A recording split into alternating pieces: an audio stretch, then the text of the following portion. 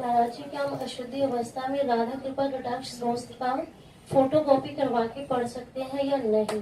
उसे याद हो गया हो तो आप चिंतन ऐसे कर सकते हैं, वगैरह ग्रंथ लेकर पढ़ना निषेध है। तो 3 दिन अपवित्र दशा में भगवत चिंतन कर सकती है। जो पाठ याद है उसको सुमिरन कर सकती है। माला लेना, ठाकुर सेवा करना, रसोई बनाना, ग्रंथ पढ़ना, ये गृहस्थ धर्म में जो माता बहनें 3 दिन अपवित्र रहती हैं नहीं करना चाहिए। ऐसी शास्त्र मर्यादा है। फिर जैसा ठाकुर जी प्रेरित करें, शास्त्र मर्यादा है, ऐसा नहीं करना चाहिए। महाराज जी, जब हम अशुद्ध हैं और भगवान इतने शुद्ध हैं, उनको कोई चीज अशुद्ध नहीं कर सकती, तो फिर हमारी आप अपने आपे को भूल जाओ फिर कैसे? हाँ बस यही तो बात है। इसीलिए तो कह रहे हैं नियम से चलोगी तो भूल जाओगी। नियम से चलोगी, बनाई हुई मर्यादा से चलोगी तो शरीर भान भूल जाओगी। और नियम अगर विपरीत दशा में चला गया तो शरीर भाव पुष्ट होता चला जाएगा। एक खास बात है, आप एक पत्नी व्रत ले, आप धर्म से चले तो आपको वैराग्य हो जाएगा, आपकी वासना नष्ट हो जाएगी। दवा अगर नियम से खाओगे ना, रोग नष्ट हो जाएगा। और आप व्यभिचार करें, चाहे जितना करते चले जाए, आपकी वासना बढ़ती चली जाएगी, आपकी गंदगी बढ़ती चली जाएगी। ये नियम है वही चेष्टा। लेकिन एक पत्नी व्रत ले, धर्म पूर्वक चले तो आपको वैराग्य हो जाएगा। कितने ऐसे गृहस्थ हैं जो वैरागी हैं, पति पत्नी दोनों घर में रहते हुए भी ब्रह्मचर्य हैं। और कितने ऐसे कि देखो बोले कितने साल, बोले 90 साल के, तो बोले क्या पूरा जीवन हो गया, खाक बटोरते हैं काम, वही के वही खड़े। सब सुलझने की बात है।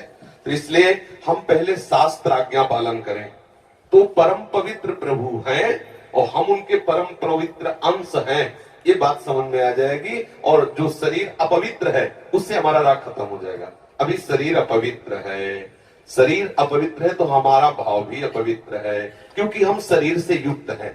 आप कभी ये मानती हो कि मेरा शरीर अपवित्र हुआ? मैं नहीं। उस समय यही रहता है कि मैं अपवित्र हूं, रहता है ना। मैं जैसे हम शौचालय से निकले तो हम ये नहीं मानेंगे कि मैं आत्मस्वरूप हूं, मेरा शरीर अपवित्र है लेकिन मैं पवित्र हूं। अगर शरीर का स्मरण आ रहा है तो अभी आप शरीर भाव में हैं। और जिन महापुरुषों का छूट गया तो आगे पड़े रहते हैं, अवधूत स्थिति में भगवान उनके साथ खेलते रहते हैं। उस स्थिति तक पहुंचने के लिए हमें तर्क छोड़कर शास्त्र आज्ञा पालन करना पड़ेगा। शास्त्र की कृपा से, गुरु आज्ञा की कृपा से वो स्थिति आ जाती है। जब शरीर भाव से हम ऊपर उठ गए फिर क्या है? फिर तो कोई परेशानी नहीं। चाहे लघु शंका की पड़े हो, चाहे शौच के पड़े हो, शरीर अपवित्र है लेकिन वो परम पवित्र प्रभु में रमण कर रहा है। अभी हमारी दशा ऐसी नहीं है। हमारा शरीर हमें मय करके दिखाई दे रहा है, नहीं दिखाई दे रहा। शरीर की भूख मेरी भूख, शरीर की मांग मेरी मांग, शरीर का कष्ट मेरा कष्ट आ रहा है ना। बस इस राग से छूटने के लिए शरीर को सिद्धांत में बांध दो। तस्मात् शास्त्रम प्रमाणम कार्या कार्यो, क्या करना है क्या नहीं करना, इस शास्त्र के अनुसार चलो तो शरीर का राग खत्म हो जाएगा। इसका परिणाम होगा शरीर से राग खत्म हो जाएगा। आप पवित्र रहिए तो आपको शरीर से वैराग्य हो जाएगा। ये खास बात है। शास्त्र की आज्ञा पालन कीजिए तो आपको शरीर संसार से वैराग्य हो जाएगा। और शास्त्र के विरुद्ध चलिए तो आप रागी हो जाएंगे, आप आसक्त हो जाएंगे, ये आपको दंड होगा। शरीर संसार की आसक्ति वही तो आपको जलाती, वही तो आपको जन्म मृत्यु के चक्र में फंसाती है। समझ गए बच्चा? जब हम भगवान के लिए प्रसाद नहीं बना सकते, उनको भोग नहीं पवा सकते बच्चा, इसीलिए इस शरीर से घृणा करनी है। धिक्कार है ऐसे शरीर को जो प्रिया प्रीतम से बिलक करता है, तभी तो शरीर से राग खत्म होगा। ये अपवित्र शरीर जो हमें प्रभु के सेवा से छुटवा दे, ऐसे शरीर से क्या राग करना। धीरे धीरे शरीर के प्रति हे भाव हो जाए। जन्म मृत्यु जरा व्याधि दुख दोषानुदर्शनम, भगवान ने गीता जी में कहा, शरीर के प्रति हे भाव होने लगता है। क्या मलमूत्र का भांड है, छोड़ो इससे राग। धीरे धीरे धीरे वो अपने स्वरूप में स्थित हो जाए। अभी इतना ममत्व है शरीर में, कोई ऐसे छू ले तो एकदम ऐसा नहीं होता। तुमने हमें ऐसा कितना अपना मय पद है। अगर हम ठीक सिद्धांत से चलेंगे तो हम बहुत जल्दी लाभ प्राप्त कर लेंगे। जहां हमारी स्थिति है हम बात उसी स्थिति की करें तो हम बहुत जल्दी आगे बढ़ जाए। होता क्या, हम लोग बात करते हैं छत की और अभी बिल्कुल 100 हाथ गड्ढे में खड़े हैं। बात ही है, शरीर से हमारा संबंध बहुत घनिष्ठ हो चुका है।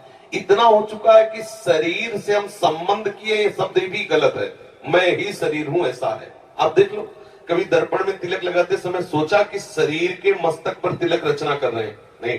मेरा तिलक कैसा है, यही तो आएगा ना। मेरा रूप कैसा है, मैं ठीक लग रही हूं, लग रहा हूं, ऐसी बातें आएंगी नहीं आएंगी। तो इसका मतलब शरीर राग है। शरीर राग हटाने के लिए शास्त्रीय सिद्धांत स्वीकार करना होगा। जिस समय माता बहनें अपवित्र होती हैं, उस समय वो जो भी भोग बनाती है, वो शास्त्र के अनुसार कह रहा हूं कि जो ब्रह्म हत्या देवराज इंद्र को लगी थी, उसी के 4 विभाग किए गए थे। पहला विभाग स्त्री को दिया गया था और उसके साथ वरदान भी दिया गया था कि उसी अवस्था के अंतर्गत वो जब सृजन क्रिया में जाएगी तो संतानोत्पत्ति की सामर्थ्य उसको प्राप्त हो जाएगी। पृथ्वी ऊषर भूमि, जो ऊषर भूमि है, ये वो ब्रह्म हत्या का एक भाग, उसको वरदान दिया गया था, चाहे जितना गड्ढा खोद दिया जाए अपने आप भर जाएगा समय पे।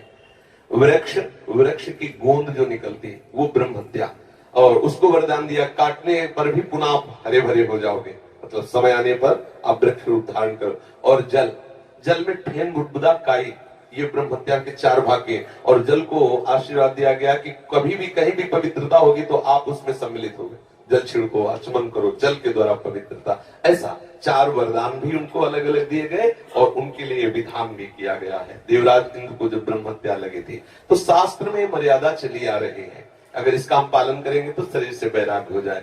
जैसे अब जो बच्चे वैराग्य ले लिए हैं, भले वो स्त्री शरीर में है, अब उनके लिए नियम खत्म हो गया कि वो 3 दिन अपवित्र रहेंगे तो छुएंगे नहीं, क्योंकि वो खत्म, संसार के भोग राग, संसार का क्रम खत्म। अब वो वैरागी, अब वो 8 पैर प्रभु की सेवा में लगे हैं। पर अपने गृहस्थ धर्म से है, शरीर सुख की कामना से है, शरीर का हम प्रयोग कर रहे हैं अपने इंद्रिय सुख के लिए, तो आप पवित्रता धारण करो, जिससे तुम्हारा ये राग नष्ट हो जाएगा। समझ रहे ना? नाम जप तो कर सकते हैं आप? हम बता देते हैं, गृहस्थों को भी कह देते हैं कि आप मंत्र चिंतन भी कर सकते हैं, माला से नहीं, मंत्र चिंतन भी कर सकते हैं। स्नान किया, मंत्र चिंतन कर रहे हैं, भाई अंदर हमारे जो चिंतन हो रहा, शरीर ही तो अपवित्र है, हम बाहरी चेष्टा नहीं करेंगे। हम मानसिक ठाकुर सेवा भी कर सकते हैं, मानसिक पाठ भी कर सकते हैं। हमें चतुरासी जी याद है तो हम ग्रंथ नहीं छुएंगे, ऐसे पदगान करेंगे, नाम कीर्तन करेंगे, ये सब हो सकता। लेकिन प्रगट में जो शरीर द्वारा चेष्टा होनी है, तो फिर उस समय 3 दिनों तक ऐसा शास्त्रीय महापुरुषों का और संतों का आदेश है, तो हमें वैसा पालन करना चाहिए। किन अवस्था में शरणागति मंत्र ले सकते हैं और नहीं ले सकते? हाँ, शरणागत मंत्र के लिए वैसे हमने बताया है कि शौचालय में और बाथरूम में हम मंत्र ना जपे, पवित्र हो करके आचमन आदि करके फिर मंत्र जप करें। और जैसे हम अपवित्र दशा में जैसे ट्रेन आदि में यात्रा करते हैं, सोच गए उन्हीं कपड़ों से, उन्हीं पास फिर नाम जप करें, मंत्र जप न करें। मंत्र में थोड़ी पवित्रता की आवश्यकता है, नाम जप करें, जब हम पवित्र हो तब मंत्र जप करें। और अगर आप पवित्र हैं तो हर समय फिर जप सकते हैं, केवल शौचालय और लक्षण का छोड़कर। दिनचर्या में अपने जैसे रसोई पकाते हुए घर के काम, बिल्कुल बिल्कुल मंत्र जप सकते हैं, मानसिक हाँ चलते फिरते बिल्कुल बिल्कुल कर सकते हैं, बिल्कुल कर सकते हैं, उत्तम बात है।